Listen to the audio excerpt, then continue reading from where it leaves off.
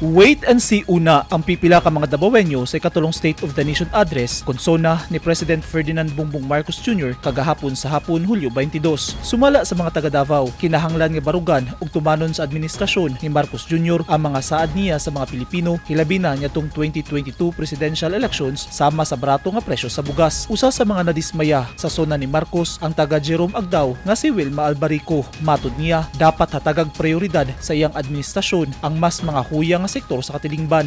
Pero ang iyang taga-priority, ang kanang atong mga palaliton para ng bugas, nagkataas niya, ang mga karon daghantang mga estudyante nga dili kayo ka-afford niya, ang mga senior normal naman siguro na nga naadyo tay budget para ana sa mga PWD na aman tay budget, so tagaan niya og kuan ang mga parihaan ng sa ato ang emergency sa atong mga masakitan sa ospital, so dapat tagaan og budget. Kaya kita mga pobre, wala man tayo ka-afford matug private, sumato dito ka ng SPMC, so ang kung private po, mga itagtabang, gamay ra po dihatag. So dili nila kuhaan ang budget sa ato ang panggobyerno.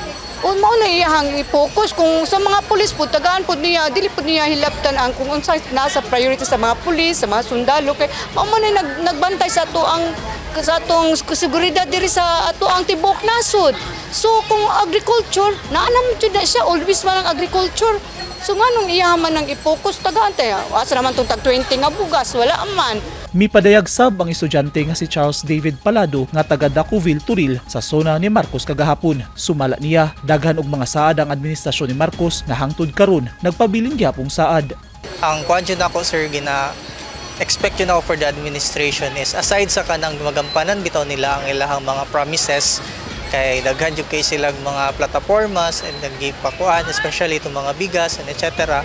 Punta naji makarang clear na action na makita, and especially as a student unta pud na naapoy mga education sectors na matabangan jud or kanang mas malimit pa gyud especially sa tuwa karon na naga-shift from pandemic. So hopefully makatabang ang or mo na ako mga gina-expect for the current government.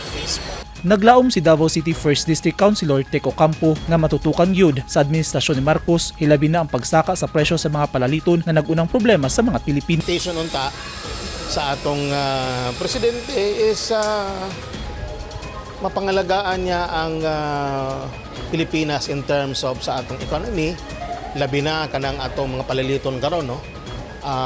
Kani atong mga pagsaka, inflation, ang mga palalito nato sa mga batakang palalito nato medyo taas. No, I think the government should concentrate more on the people themselves. No, it's not enough to give dole out sa mga hatag o kwarta. Kinahanglan nato nga mag-create og programa nga sustainable sa atong mga citizenry nga sila mismo they can sustain whatever that they have, especially in yung sa hanap buhay.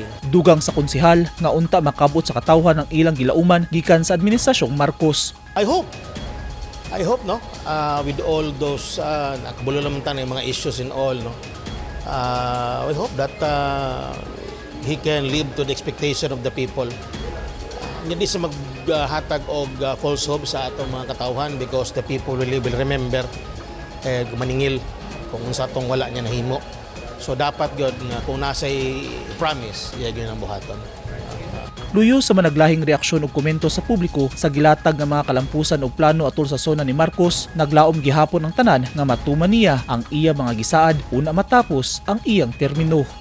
Eugene Hinutan, Newsline Philippines. Stay safe.